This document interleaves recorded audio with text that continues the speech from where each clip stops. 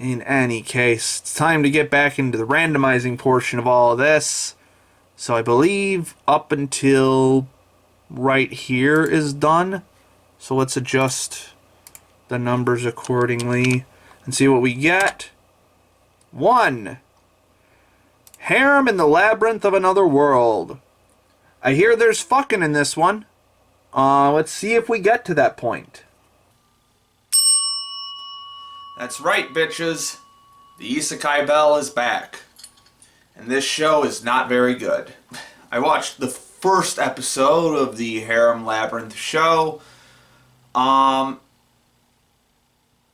be a little bit of an exaggeration. It's not awful, but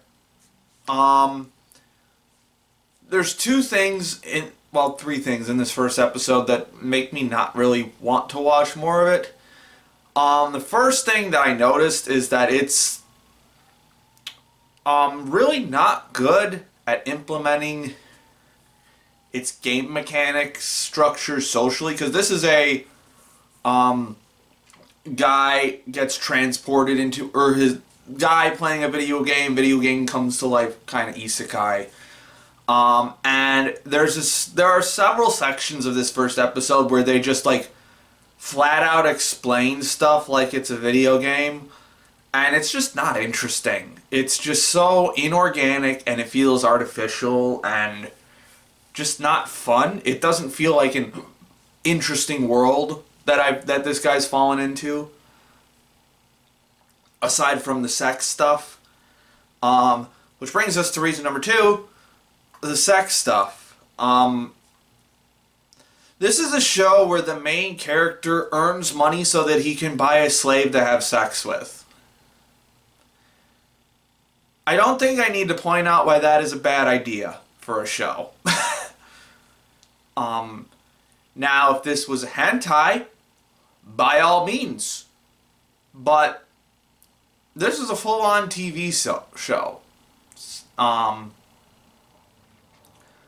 So I think we need a little bit more than that. Maybe a little bit more than that comes along later, but it's presented very matter-of-factly in this first episode, and I don't see this main character changing enough to make it worthwhile. I haven't heard anyone say that he changes at all. In fact, I don't know anyone who's watching this show. So I can presume it's only good for jerking off. Which brings us to reason number 3 why I'm not particularly interested in this show. The fan service isn't very good. This one very much falls into the absolutely insane, impossible body types that a lot of harem anime do. This is real Mock and Key energy, if anyone remembers that fucking show. The jiggle physics make no goddamn sense. And just to make sure, I skipped to the sex scene in episode 4 because I knew that was a thing. Not particularly impressed. It's got a real high frame count, I can say that much. But I've seen better sex scenes elsewhere. Like, not even just in hentai. I've seen better sex scenes in other anime. So, poo-poo on this one. It's just not good. And also, like, once he, like, fucking puts it in, it just cuts to a shot of her hand on the bed, and then, like, he holds her hand, and so you basically see none of the actual sex. So what's the fucking point? But why am I even talking about this show? You came to this, you know what you're in for with this kind of show. The only unique thing about this one in comparison to other harem anime is that there's fucking. And it's not particularly good fucking from what I've seen. So let's move on. Alright, harem show is done. And in the time since last recording, the Cuckoo's finished airing, so no need to crank down the randomizer at all. Just stays at 21. And let's see what we get next. 12. Teppen. All I know about this one is that for some reason its second episode got delayed. So let's see what it is.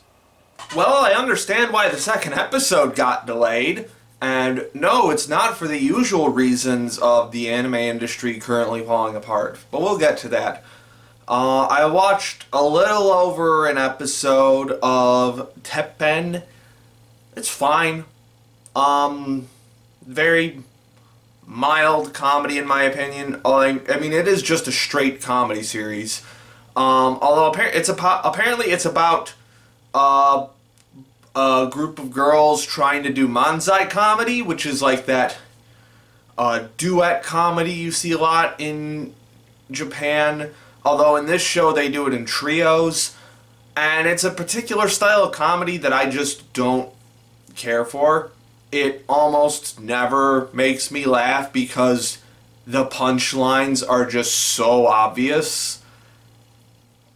Or at least I should say the beats of the comedy are so obvious that the punchline is... the arrival of the punchline is so obvious that I just don't particularly care for this style of comedy. It gets a mild chuckle out of me, but it's not enough to carry me through 12 episodes, which is a shame because like some of the other comedy is pretty okay. Like just some of the more situational stuff gets real wacky sometimes. Like probably my favorite joke that I saw from the first episode is like it's a flashback to one of the two characters like reuniting after a little while, and one of them is just wearing Char's red comet outfit from Gundam, and I'm like, what? Why? It was just wacky enough to work, and the situation kind of made sense for it. So that was kind of funny, but those, the good jokes are much rarer than the just kind of okay jokes. And there is a lot of like good setup. I can appreciate there's a lot of setup, like in the punchlines for everything. There's a lot of stuff going into it to make these punchlines work. It's just these punchlines are not as bombastic or hilarious as that I would like. So, yeah, I don't really see myself getting that much more blown away by the comedy in this one, which is a shame because this is actually a pretty solid production from what I've seen so far. It's not amazing. It's not like blowing you away. There's not a huge burst of animation all the time, but it has some pretty cool cuts in it. Some of the layouts look pretty cool. All of the character designs that I've seen so far are pretty solid. Lots of really cute girls. It's a good looking show. It's just not as funny as I would like it to be. I mean, if I were to finish this, it would be like a light 6, probably, maybe a decent 6. It's fine, but it's just not worth it. But as for why this got delayed, some of you probably know the story already, but the second episode is entirely centered around a assassination plot of a Japanese politician. And this episode was supposed to air the day after the assassination of Shinzo Abe. So that would have been really unfortunate timing if no one had caught that. That would have been real bad.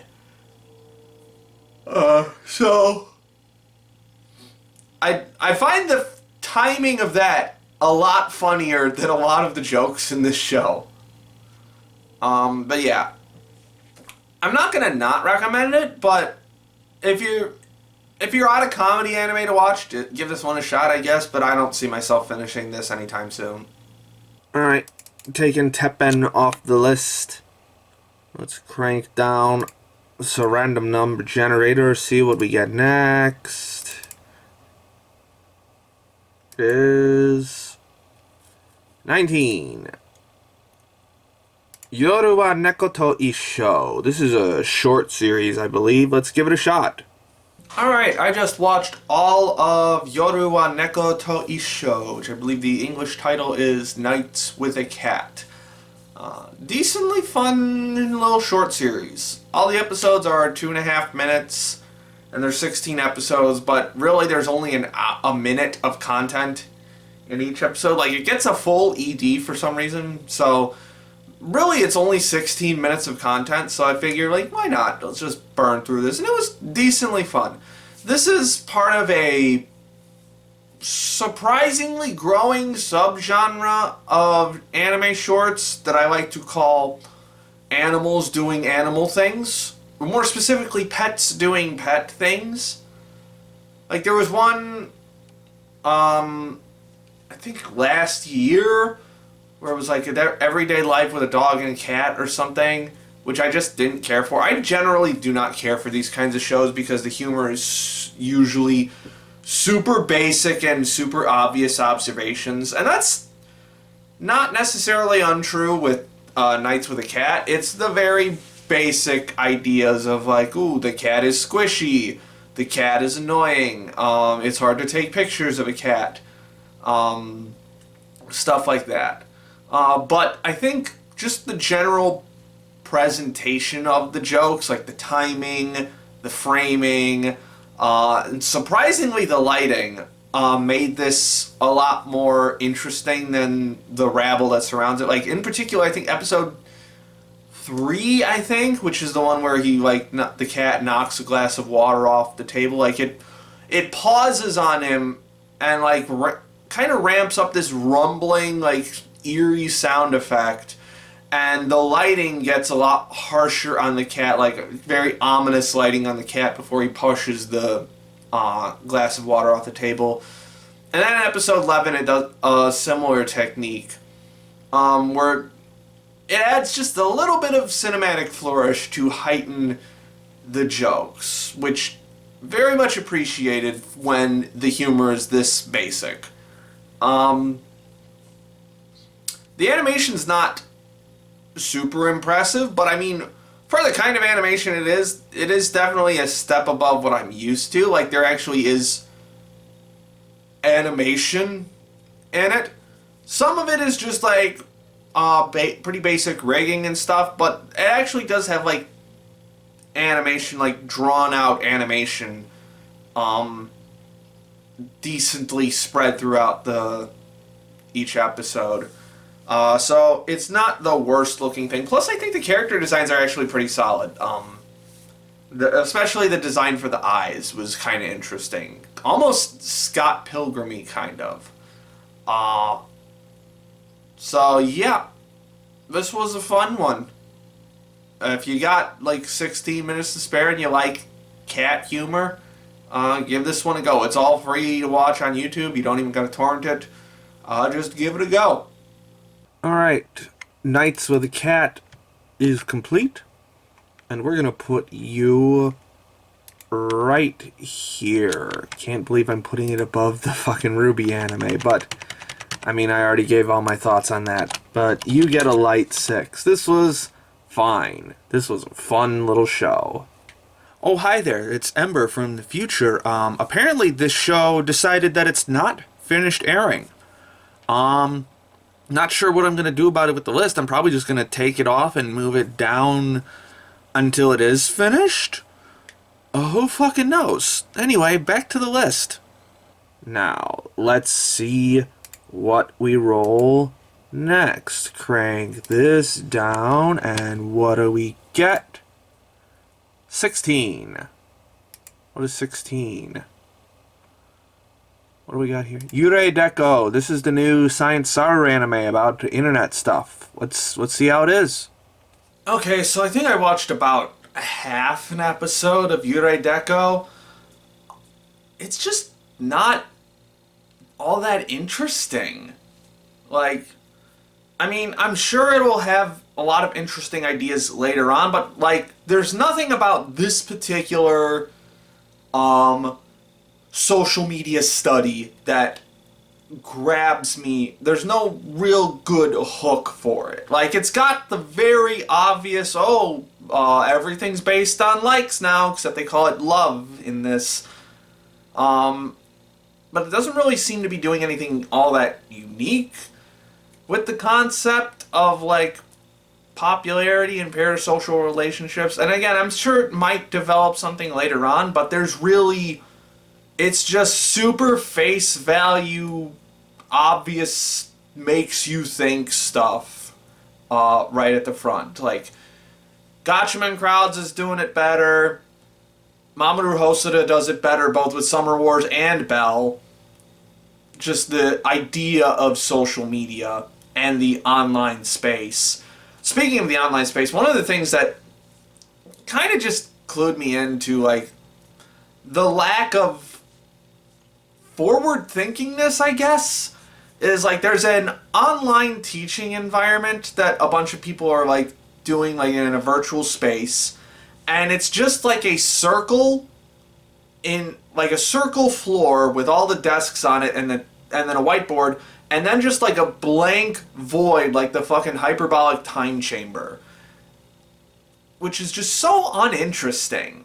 Like, not only is it uninteresting, like, it's just literally just a classroom in the middle of an empty void, but it's also just not sensical. Like, that's not what an online space would look like. And I can't really get a read on whether everything is supposed to be hyper symbolic or hyper, like, real. It's kind of splitting the middle between the two. It doesn't go enough with the hyper symbolic to really make it interesting. And so it's just kind of left in this weird middle ground where it's just like, okay. Also, the aesthetic fucking sucks for this. Like, the art direction is just tacky beyond belief. Like, it's got no sense of a style that it's going for other than vomit. Like, it's just random shit everywhere. And I guess that's kind of what social media is, but it doesn't make for an interesting looking show. I'm just not hooked by this one at all. I wanted to be. I was hoping that this would be a good one, because I like the concept of exploring the online space and virtual spaces, metaverse, virtual reality, all of that. I like the idea of exploring that in anime, and again, a bunch of other anime have done it well. Again, Gotchaman Crowds, fucking amazing at doing that. But this one, not so much, so we're just gonna move on. Alright, Yurei Deco is done. I'm gonna crank down the number generator, see what we got. 10. Shine On Bakumatsu Bad Boys. Literally no clue what this is. Let's find out.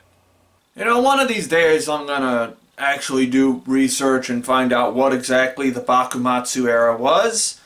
I'm pretty sure it's the era right before the Meiji Restoration. I'm not exactly sure what that entails, other than the Shinsengumi is around at this time. But, anyway, this show fucking sucks. Really awful, overly anime designs. Completely flat characterization. And very annoying characters. This one's kind of like a historical fiction kind of show with some supernatural shit sprinkled in. But none of it looks interesting. And it really fucking speeds through this introduction, so much so that I just don't care what's happening. This is just one of those shows this is just one of those filler shows. I don't know who this show is for. it's not a pretty boys show because, or at least I don't think it is, because the designs are not very pretty boy designs. Really, there's only one pretty boy design, maybe two. It almost feels Super Sentai-ish, just because of the color coordination and the fucking poses. But who is that for with this kind of show? I don't know who this show's for. And I don't particularly care to find out. Alright. Bakumatsu Bad Boys off the list.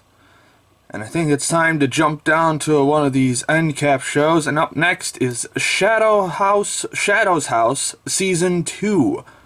I really liked the first season last year. Let's see if it continues the trend. Well, it appears as though I have made a miscalculation. I made it through 9 episodes of Shadow's House Season 2 and realized that I stopped caring at some point. Which is real disappointing because if I recall, Season 1 was one of my favorite shows of last year. I think it was in my top 10. I'll have to go look it up. You can go back to my very first episode of the seasonal wrap-up show to see me talk about it for like fucking 15-20 minutes. And I actually had to go back and rewatch that because this Season 2 just sort of jumps right into it. Really unforgiving if you haven't seen Season 1 recently, but that's not really the reason why I gave up on it. There's actually a lot of reasons why I don't feel as strongly about this season. And it's all just sort of all over the place. Like, my first clue that something was amiss was that some of these new characters that they introduced this season were a bit too on the wacky side. Particularly Oliver. Like, his weird invention shenanigans, they don't seem out of place in hindsight, like in terms of the world building, but the tone with which they're presented is so out of place, at least in comparison to what I remember about this show. Again, I haven't seen Season 1 since last year, so over a year ago, but I don't remember this show being this wacky. And it's not just Oliver, it's just kind of everything feels a lot wackier than I remember it being. Again, maybe I'm just not remembering it correctly, and I've just sort of grown out of, or not a fan of this presentation of humor at this point, but that was the first indication that I wasn't going to enjoy this season as much as the first one. But I think the bigger problem for me with this season is it really goes all in on this big mystery plot of the Master Robe character, this person who is controlling Scorches and is setting them loose on the children's wing, and this big conspiracy plot going on. And it almost takes kind of a, like, it goes full mystery with hints of battle shonen here and there, which makes sense again because I believe this runs in Young Jump. I don't know if that's a shonen or a seinen magazine. I think that might actually be seinen. I don't remember. Don't quote me on that. But it kind of takes a weird battle shonen-y approach with the soot powers, which, like, on their own are interesting. Like, it is kind of inventive what they come up with these soot powers, although, like, if you really want to reduce it down to something, to, like, the essence of the elements, they are kind of basic, but it does feel like a unique power system. But for some reason, I just wasn't getting invested in this particular power system. Like, I am generally not a power systems kind of person. Like, that's not my MO with anime. I think it's cool. I think it's neat. But that's generally not what I come to these kinds of stories for. I come much more for the story and the meaning of it all. And there is still that going on with Shadow's House, but it feels a lot more like it's in the background this time. It feels like the thematic exploration of rich people as a concept is not quite as potent as it was in season 1. It didn't it really seemed to take its foot off the gas on those elements. And again, they're still there, and the elements that it does do with those are pretty interesting. The way that it sort of pits people against each other in order to force others to the bottom while some rise to the top. The idea that Kate, in particular, has to constantly fight these urges to just be on the same moral level as the people that she's fighting against. Like, where her methods are just sort of can occasionally drift towards being not as underhanded as the people she's fighting against, but she often catches herself being a lot more sinister than she wants to be, I guess would be the word. And also kind of selfish at times too. Like where she has the meeting with all of her friends and stuff, and she realizes that she has to cater to their needs as well and not just say, we need to do this thing. I thought that was pretty interesting. But it just wasn't as strong as it was in season 1, at least as far as I can remember. And it just wasn't, the story going forward just wasn't holding my attention as well. And it also has something to do with the battle shonen-y aspects of it, mind games would be a more appropriate thing. The way the mind games of it work in terms of the mystery plot of the series takes up a huge bulk of the screen time this season. And it often leads down tangents that I just don't care about at all. And again, I don't particularly care about Oliver's wacky machinery antics. Most of the new characters they introduce this season aren't particularly interesting, so when it uses them to develop the mystery plot, it's not that engaging. Speaking of which, the big reveal for this mystery plot of Master Robe being Mary Rose, it makes sense. Again, the actual mystery part is good if you're, super into that. It's a very well-constructed mystery as far as I can tell. But I didn't particularly feel anything when it came out that it was Mary Rose and her reasoning for why she was doing it, because Mary Rose isn't a super developed character in this show. She's basically just a Takarazuka stereotype. Like the male lead in a Takarazuka performance, that's basically her personality. So I don't particularly care about her fate. So her reason for launching this big conspiracy just didn't land with me. So I think that's ultimately the biggest takeaway from this is that for me the whole massive focus on this huge mystery was not super enjoyable in the development of it, and B, the payoff at the end of episode 8 and all through episode 9 was not worth that build-up. So, I'm kind of just left not caring. I could finish these last 3 episodes. I'm told the last 3 episodes are a lot better, but I just don't care at this point. And it also seems to be having not production issues, but this does not seem to be as standout a production as the first season. It is not as ambitious in its cinematography. It just feels a lot more standard. Because I remember the first season being pretty damn good in terms of its presentation. Like, it was very striking in a lot of its cinematography, in its animation, in its set design, mise-en-scène, all of this stuff.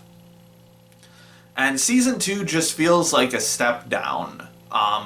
It doesn't feel bad. It just feels weaker in comparison. So I just don't really feel the need to finish this one, which is kind of a shame. Alright. Real unfortunate, but dropping Shadow's House Season 2 just didn't live up to what I was hoping from it.